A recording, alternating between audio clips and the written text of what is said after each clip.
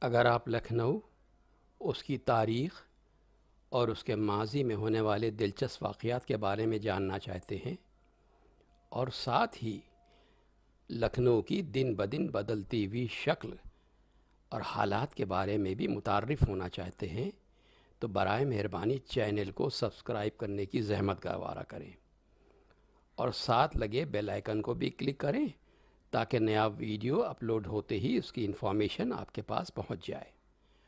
شکریہ۔ میر کا مسکن اور مدفن۔ 20ویں صدی کے نصف اول تک لکھنؤ کے سٹی ریلوے اسٹیشن کے قریب بنی ہوئی قبروں میں سے ایک کے بارے میں کہا جاتا تھا کہ یہ میر کی قبر ہے، لیکن کوئی دستاویزی ثبوت یا قبر پر کتبہ موجود نہ ہونے کی وجہ سے اس کو حتمی طور پر میر سے منسوب نہیں کیا جا سکتا تھا۔ قبروں کے اس قطعے میں اس قبر کو یہ امتیاز حاصل تھا کہ بعض لوگ کسی دن اس پر روشنی کرتے اور مرادیں مانگتے تھے۔ یہ صورتحال دیکھ کر سید مسعود حسن رضوی ادیب کو اندیشہ ہوا کہ کہیں ہوتے ہوتے یہ میر کی تربت کے بجائے کسی پیر کا مزار نہ ہو جائے۔ اس لیے انہوں نے اس قبر پر جشن میر تقی میر قسم کی ایک تقریب کرنے کا منصوبہ بنایا۔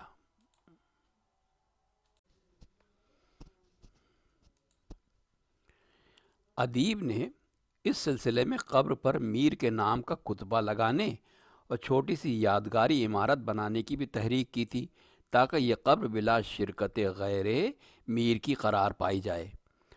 ادیب نے تقریبات کی تفصیلات بھی طے کر لی تھیں، جن کے مطابق میر پر مقالہ خوانیوں کے علاوہ ایک بزم سخن کا انعقاد بھی ہونا تھا۔ ادیب اس حسن اتفاق پر بھی بہت خوش تھے کہ تقریب کے دعوت نامے اور اخباری اشتہاروں کے سرنامے پر دینے اور کپڑے پر لکھ کر تقریب گاہ میں لگانے کے لیے ان کو میر کے یہ برمحل شعر مل گئے تھے۔ تربت میر پر ہیں اہل سخن، ہر طرف حرف ہے حکایت ہے۔ تربت میر پر ہیں اہل سخن، ہر طرف حرف ہے حکایت ہے۔ تو بھی تقریب فاتحہ سے چل، باخدا واجب زیارت ہے۔ لیکن یہ منصوبہ بننے اور اس پر عمل درآمد کی نوبت آنے کے درمیان خاصا وقفہ پڑ گیا اور اسی عرصے میں ادیب کا اس قبر پر جانا بھی نہیں ہوا۔ آخر ایک دن جب وہ وہاں پہنچے، دیکھا کہ قبر اور اس کے پاس کی زمین خوب صاف کر دی گئی ہے اور قبر پر چادر چڑھی ہوئی ہے، چراغ جل رہا ہے، اگربتیاں سلگ رہی ہیں، اور ایک سبز پوش مجاور بھی موجود ہیں۔ مجاور نے بتایا کہ یہ شاہ جشن کا مزار ہے۔ جشن نے خود ان کو خواب میں تشریف لا کر اپنے مزار کا پتہ بتایا اور ان کو اس کی مجاوری کرنے کی اجازت دی ہے۔ اس طرح ادیب کا اندیشہ صحیح ثابت ہوا۔ کچھ عرصے بعد ان مجاور کی وفات ہو گئی اور مزار کی دیکھ بھال ان کی سن رسیدہ اہلیہ کرنے لگیں۔ اسی زمانے میں ادیب ڈاکٹر عبادت بریلوی کو یہ مزار دکھانے لے گئے تھے۔ ڈاکٹر عبادت بتاتے ہیں کہ انہیں سٹی اسٹیشن کے قریب ریل کے پاس بائیں جانب اوپر کی طرف کچھ قبریں نظر آئیں۔ ایک قبر زیادہ نمایاں تھی اور اس پر چادر چڑھی ہوئی تھی۔ وہاں ایک بوڑھی عورت ملی۔ مسعود صاحب نے اس عورت سے پوچھا، بڑی بی، یہ کس کا مزار ہے؟ اس نے کہا، یہ شاہ جشن کا مزار ہے۔ میرے میاں کو فیض آباد میں یہ بشارت ہوئی تھی کہ اس جگہ جاؤ اور شاہ جشن کے مزار پر حاضری دو۔ کئی سال ہوئے ہم یہاں آ گئے۔ میرے شوہر کا تو انتقال ہو چکا ہے، اب میں اس مزار کی دیکھ بھال کرتی ہوں، اسی سے گزر بسر ہو جاتی ہے۔ یہ سن کر مسعود صاحب میری طرف مخاطب ہوئے اور کہا، یہ میر تقی میر کا مزار ہے۔ بچپن میں آج سے تقریباً 40 سال قبل مجھے اس کا علم ہوا تھا اور بزرگوں نے باوثوق ذرائع سے مجھے بتایا تھا کہ یہی میر صاحب کا مزار ہے۔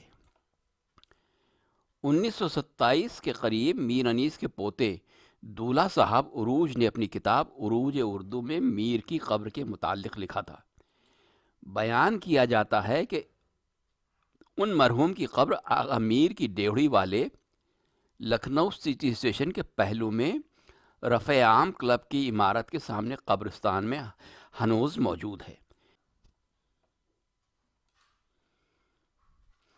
اس بیان پر دولہا صاحب نے یہ حاشیہ دیا ہے: میں نے میر مرحوم کی قبر کو اپنی آنکھوں سے دیکھا، بلکہ جو ان کی قبر بتائی جاتی ہے اس پر پنج شنبے کو چراغ روشن ہوتا ہے اور پھول چڑھائے جاتے ہیں، اور یہ واقعہ بھی میرا دیکھا ہوا ہے۔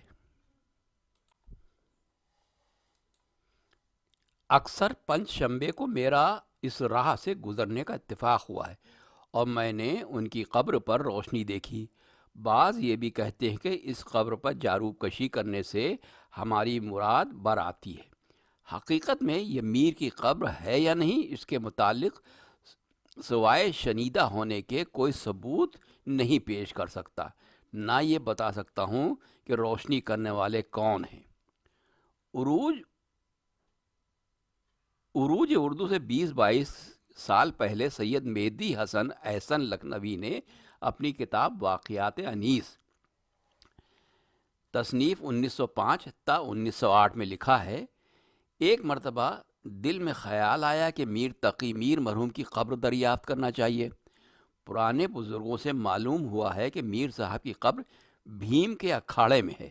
وہاں تک پہنچا، مگر مجبور تھا کہ میر کی قبر کو کس سے دریافت کروں۔ اول تو شہر کا غیر آباد حصہ جہاں انسان کا گزر بھی اتفاق سے ہو جاتا تھا، اور اگر کوئی شخص ملا بھی تو میرے سوال کا جواب نہ دے سکا۔ بے نیل مقصود واپس ہوا۔ کئی سال بعد اتفاقیہ اس طرف گزر ہوا۔ شام کا جھٹپٹا وقت تھا، تاریکی پھیلی ہوئی تھی۔ میں گاڑی پر سوار تھا۔ داہنے بائیں دونوں جانب بیڑھ میدان اور چند کھیتوں کے سوا کچھ نہ معلوم ہوتا تھا۔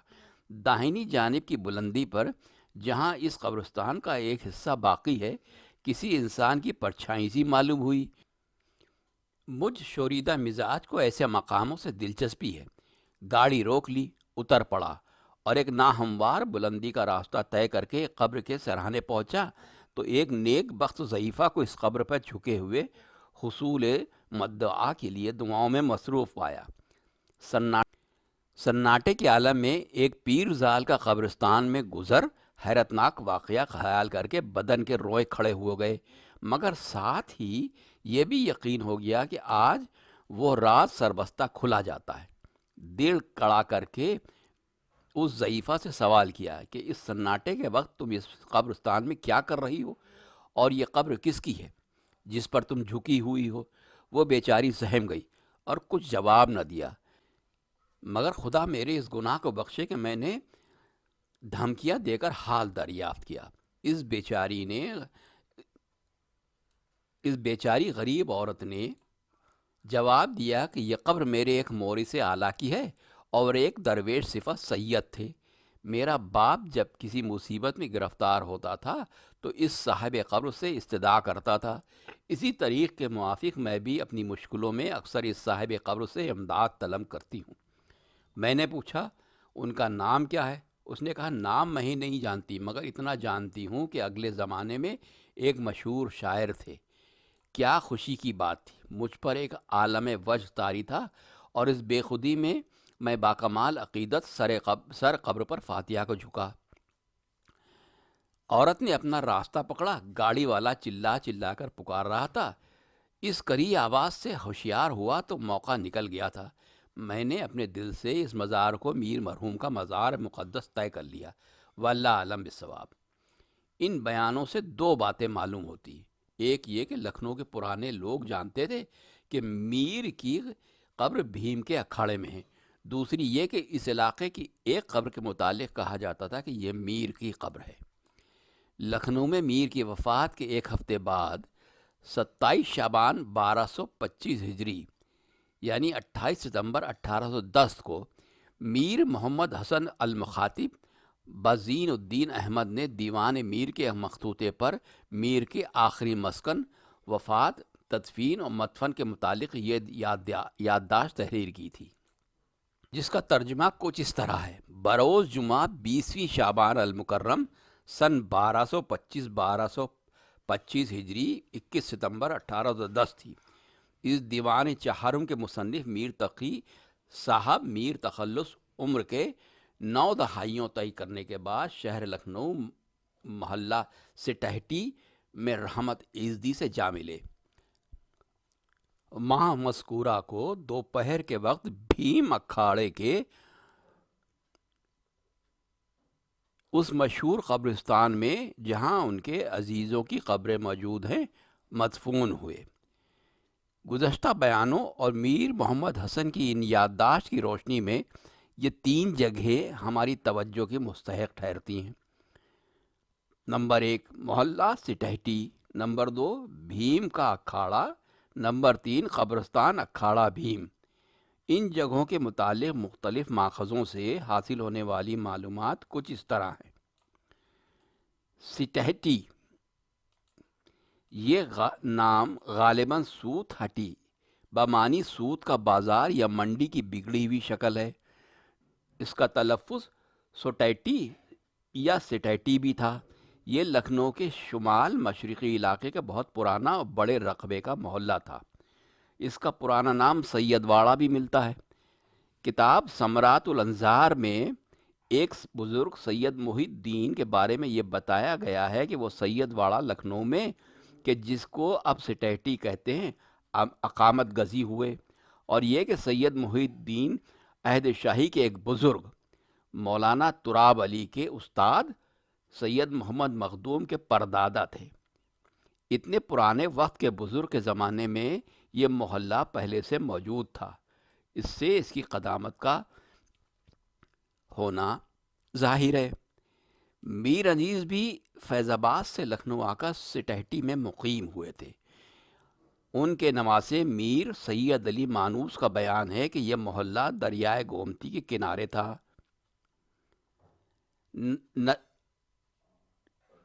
ضبطۃ العلماء سید آغا مہدی لکھنوی کا بیان ہے کہ سٹیٹی پکے پل اور لوہے والے پل کے درمیانی علاقے میں واقع تھا۔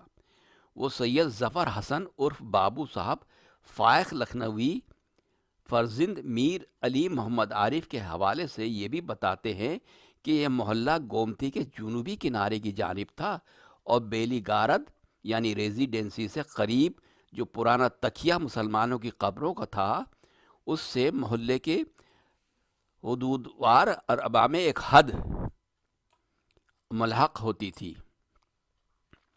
اودھ کے شاہی کے آخری زمانے میں تک سٹیٹی کی رونق اور آبادی بہت تھی۔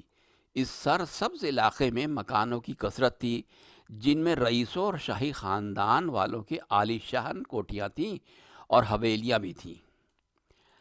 1857 کی جنگ میں فتح کے بعد انگریزوں نے دہلی کی طرح لکھنؤ میں بھی بڑے پیمانے پر انہدامی کی کارروائیاں کی۔ بے شمار مکان اور پورے محلے کھود دیے گئے۔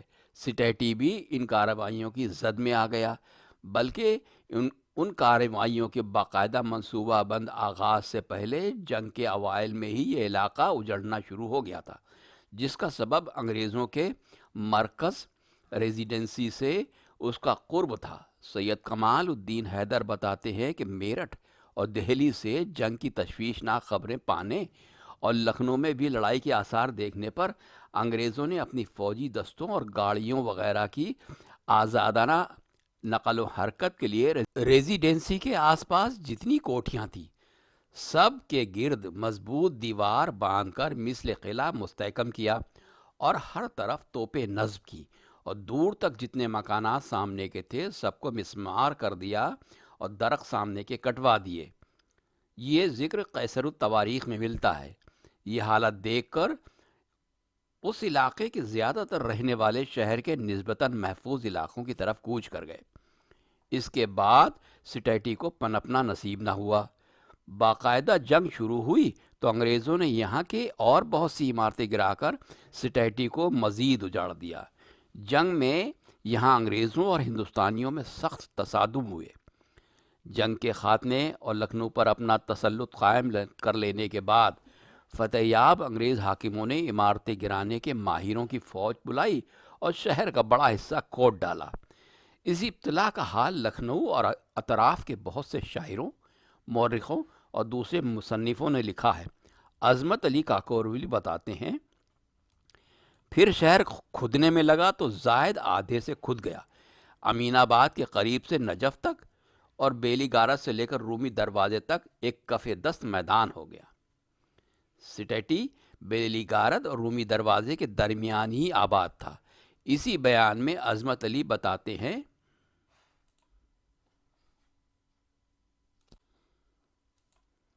سارے کے سارے مکانات نشیب والے مسلم توپ دیے گئے۔ ذی الحجہ 1274 ہجری یعنی اگست 1858 تک اس طرف کا نصف شہر خود کر خاک برابر ہو گیا۔ حکیم محمد کاظم لکھتے ہیں، شہر کے مشرق اور شمال کی جانب کوئی مکان ہوگا کہ باقی بچا ہو؟ کئی محلوں کے نام سٹیٹی وغیرہ منہدم کر کے مٹی میں ملا دیے گئے۔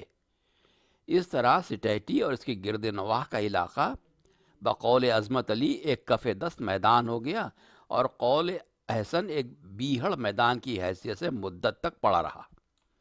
اس میدان میں کہیں پر بھی کبھی وہ مکان بھی تھا جس میں ان واقعات سے کوئی نصف صدی پیشتر میر نے دم توڑا تھا۔ اگر یہ مکان نشیب میں تھا اور اس کو مسلم توپ دیا گیا تو یہ اب بھی زمین کے نیچے موجود ہو سکتا ہے۔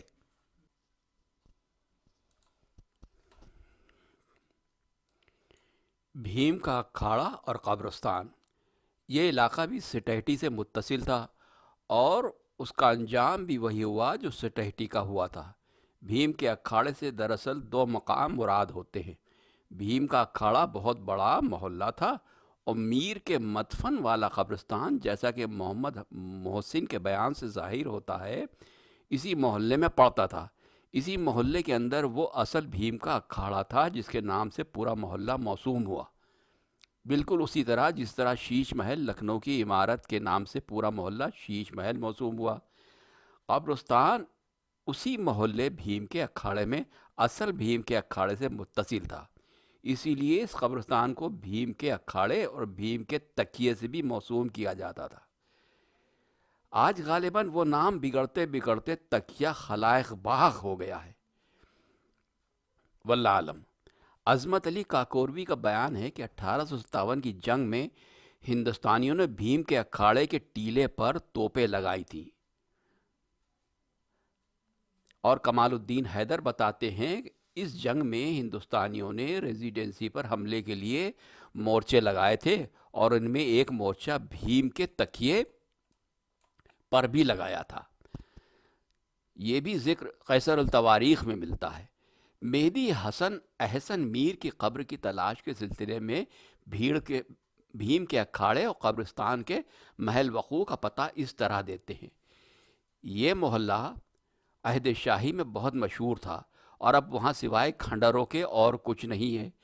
آغا میر کی ڈیوڑی سے بیلی گارت کے نیچے نیچے تک اسی محلے کا سلسلہ گیا ہے۔ راستے میں ایک بہت پرانا تکیہ ہے جس کو سیتاپور کی جدید ریلوے لائن نے کاٹ کر قبروں کو متفرق و پاشا کر دیا ہے۔ بیچ میں ایک سڑک گھوڑے گاڑی کے لیے ہے، اس کے اوپر چھتا ہے جس پر سے ریل گزرتی ہے۔ تکیے کے کئی حصے ہو گئے ہیں، ایک ریلوے لائن کے بغل میں اور دوسرا اس کے مقابل اور تیسرا مشرق کی جانب کسی قدر فاصلے پر واقع ہے، مگر قرینے سے معلوم ہوتا ہے کہ اسی وقت میں یہ ہی تکیہ ہوگا جس کا نئے جغرافیائی نے متفرق کر دیا۔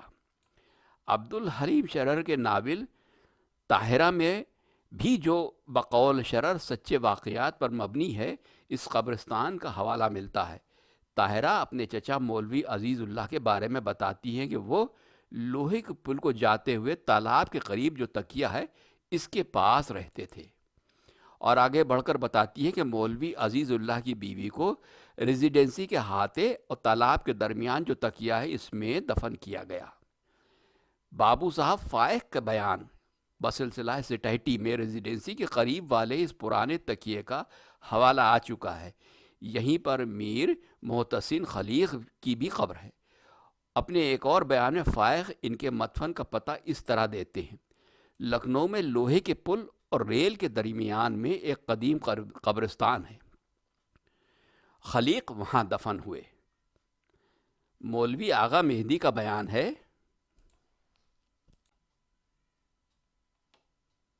کہ لوہے کے پل کی واپسی میں جو ریل کا پہلا پل پڑتا ہے، پتلا اس پل کے جانے میں کم و بیش 50 قدم جب رہ جائیں تو بائیں جانب وہ قبرستان ہے جس میں لکھنؤ کے چنیدہ لوگ شرفا اور ادبا دفن ہیں۔ میر خلیق اور میر تقی میر یہاں دفن ہیں۔ اس جگہ بھیم کا اکھاڑا کبھی تھا، اور میر خلیق کی قبر کا پتہ دینے میں بعض علمی بیاضوں میں اس کا ذکر ہے۔ قبرستان کے مزید ذکر میں مولوی آغا مہندی بتاتے ہیں 1225 ہجری میں یہ قبرستان محدود اور پھاٹک سے گزر کر داخل ہوتا تھا۔ اس علاقے میں ایک اوسط درجے کی مسجد بھی تھی جس کا نام و نشان اب نہیں ہے۔ 1225 ہجری میں میر کی وفات کا سال ہے، اس وجہ سے اس سن میں قبرستان کی کیفیت کا یہ بیان زیادہ اہم ہو جاتا ہے۔ اوپر جو بیانات دیے گئے ہیں وہ اس زمانے کے ہیں جب انگریزی راج میں انہدامی کارروائیوں پھر نئی تعمیروں نے سٹیٹی بھیم کے اکھاڑے اور اس قبرستان کے نقشے بدل دیے تھے اور ان کی بیشتر تعمیروں کو فنا کر دیا تھا۔ البتہ میر محمد محسن کا بیان 1810 کا انگریزی دور کا نہیں ہے بلکہ عہد شاہی سے بھی پہلے اودھ کے نوابی دور کا ہے۔ ہمیں ایک اور بیان ملتا ہے جو میر کے وفات اور محمد محسن کی تحریک سے بھی 20 برس پہلے کا ہے۔ اس بیان میں قبرستان کا نہ صرف محل وقوع بلکہ نام بھی ہمارے علم میں آ جاتا ہے۔ اس کی تفصیل یوں ہے: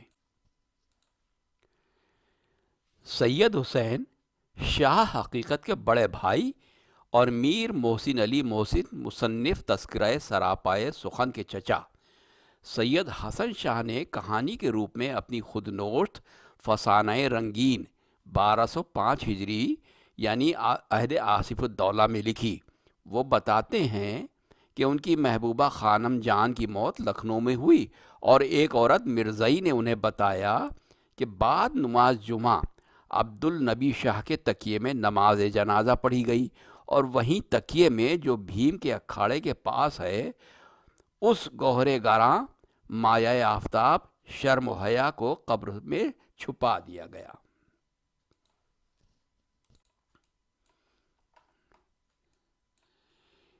ان ساری معلومات کا خلاصہ یہ ہے کہ وفات کے وقت میر کا مسکن لکھنؤ کے محلے سٹیٹی میں تھا۔ سٹیٹی سے متصل بھیم کا اکھاڑا تھا۔ اسی محلے کے اندر وہ اصل بھیم کا اکھاڑا تھا جس کے پاس عبد النبی شاہ کا تکیہ تھا۔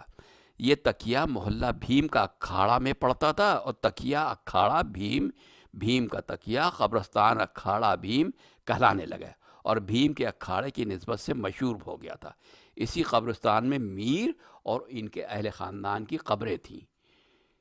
اسی محلہ سٹیٹی میں 1857 کے آشوب سے پہلے تک میر انیس کا بھی مکان تھا جہاں ان کے والد میر سخن خلیق کی وفات ہوئی، اور اسی اکھاڑا بھیم کے قبرستان میں خلیق کی بھی تدفین ہوئی۔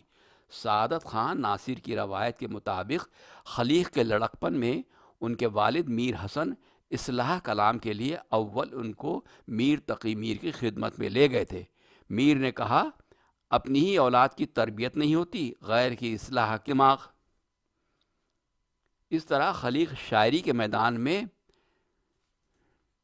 ریختے کے اس استاد کا قرب حاصل کرنے سے محروم رہ گئے تھے جس کی تلافی شاید اسی طرح ہونا تھی کہ زیر زمین ان کو میر کی ہم جواری نصیب ہو اور بالائے زمین ان کی آنکھ بھی اسی محلے میں بند ہو جس میں میر کی آنکھ بند ہوئی تھی۔ اور یہ دونوں استاد اس لحاظ سے ہم قسمت بھی تھے کہ ان کے مسکن بھی اور مدفن بھی بے نشان ہو گئے۔ میر تقی میر کا اصل نام محمد تقی تھا۔ ان کے والد علی متقی اپنے زمانے کے صاحب کرامت بزرگ تھے۔ ان کے اجداد حجاز سے ترک سکونت کر کے ہندوستان آئے تھے اور کچھ عرصہ حیدرآباد اور احمد آباد میں گزار کر آگرہ میں مقیم ہو گئے۔ میر آگرہ میں ہی پیدا ہوئے۔ میر کی عمر جب 11-12 برس کی تھی ان کے والد کا انتقال ہو گیا۔ میر کے منہ بولے چچا امان اللہ درویش، جن سے میر بے حد مانوس تھے، پہلے ہی وفات پا چکے تھے، جس کا میر کو بہت صدمہ تھا۔ باپ اور مشفق امان اللہ کی موت نے میر کے ذہن پر غم کے دیرپا نقوش ثبت کر دیے جو ان کی شاعری میں جا بجا ملتے ہیں۔ واہ بھائی واہ۔ والد کی وفات کے بعد ان کے سوتیلے بھائی محمد حسن نے ان کے سر پر شفقت کا ہاتھ نہیں رکھا۔ وہ بڑی قسم پرسی کی حالت میں تقریباً 14 سال کی عمر میں دہلی آ گئے۔ دہلی میں سمسام الدولہ امیر العمرا ان کے والد کے عقیدت مندوں میں سے تھے۔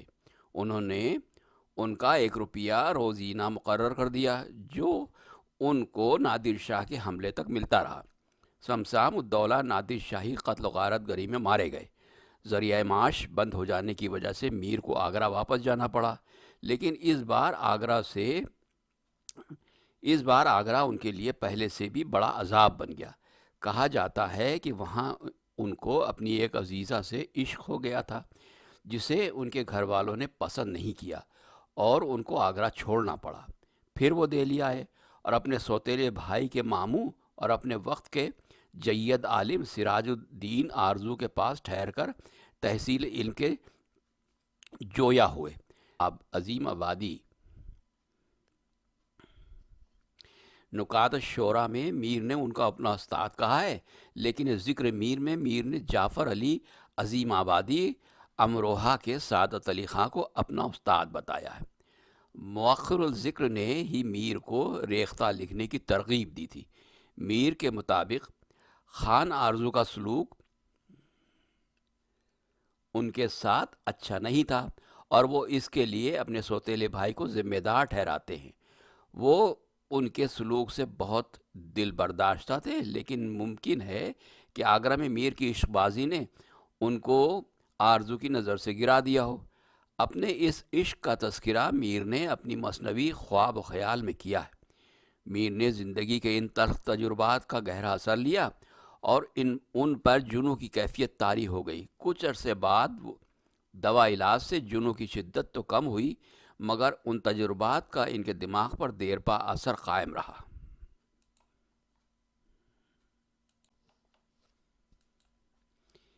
میر نے خان آرزو کے گھر کو خیر بات کہنے کے بعد اعتماد الدولہ قمر الدین کے نواسے رعایت خاں کی مصاحبت اختیار کی اور اس کے بعد جاوید خاں خواجہ سرا کی سرکار سے متعلق ہوئے۔ اسد یار خاں بخشی فوج نے میر کا حال بتا کر گھوڑے اور تکلیف نوکری سے معافی دلا دی۔ مطلب یہ ہے کہ برائے نام ہی سپاہی تھے، کام کچھ نہ تھا۔ اسی عرصے میں صفدر جنگ نے جاوید خاں کو قتل کرا دیا اور میر پھر بیکار ہو گئے۔ تب مہانارائن دیوان صفدر جنگ نے ان کی دستگیری کی اور چند مہینے فراغت سے گزرے۔ اس کے بعد کچھ عرصہ راجہ جگل کشور اور راجہ ناگرمل سے وابستہ رہے۔ راجہ ناگرمل کی رفاقت سے انہوں نے بہت سے مقامات اور مارکے دیکھے۔ ان مربیوں کی حالات بگڑنے کے بعد وہ کچھ عرصے گوشہ نشیں رہے۔ جب نادر شاہ اور احمد شاہ کی خوریزیوں نے دہلی کو اجاڑ دیا اور لکھنؤ آباد ہوا تو نواب آصف الدولہ نے انہیں لکھنؤ بلا لیا۔ میر لکھنؤ کو برا بھلا کہنے کے باوجود وہیں رہے اور وہیں تقریباً 90 سال کی عمر میں ان کا انتقال ہوا۔ میر نے بھرپور اور ہنگامہ خیز زندگی گزاری۔ سکون اور راحت کا کوئی طویل عرصہ ان کو نصیب نہیں ہوا۔ میر نے اردو کے 6 دیوان مرتب کیے، جن میں غزلوں کے علاوہ قصائد، مثنویاں، رباعیات اور واسوخت وغیرہ شامل ہیں۔ نثر میں ان کی 3 کتابیں نکات الشعراء، ذکر میر اور فیض میر ہیں۔ مؤخر الذکر انہوں نے اپنے بیٹے کے لیے لکھی تھی، ان کا ایک فارسی دیوان بھی ملتا ہے۔ میر کی نازک مزاجی اور بددماغی قصے محمد حسین آزاد نے حسب عادت چٹخارے لے لے کر بیان کیے ہیں، جو بیشتر قدرت اللہ قاسم کی کتاب مجموعہ نغز اور ناصر لکھنوی کی خوش معرکہ زیبا سے ماخوذ ہیں۔ اس میں شک نہیں کہ ابتدائی عمر کے صدمات اور عوارض کا کچھ نہ کچھ اثر میر پر بعد میں بھی باقی رہا، جس کا ثبوت ان کی شاعری اور تذکرے دونوں میں ملتا ہے۔ میر نے سبھی اصناف سخن میں طبع آزمائی کی، لیکن ان کا خاص میدان غزل ہے۔ ان کی غم انگیز لئے اور ان کا شعور فن ان کی غزل کی اساس ہے۔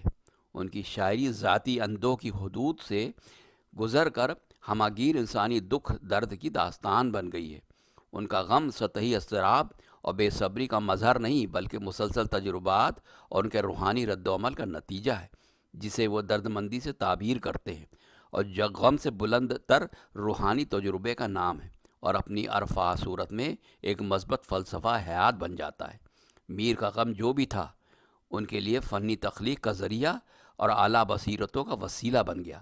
غم و الم کے باوجود میر کے یہاں زندگی کا ایک ولولہ پایا جاتا ہے۔ ان کے غم میں بھی ایک طرح کی گہما گہمی ہے۔ احساس غم کی اس تطہیر نے میر کی شاعری کو نئی رفعت عطا کی ہے۔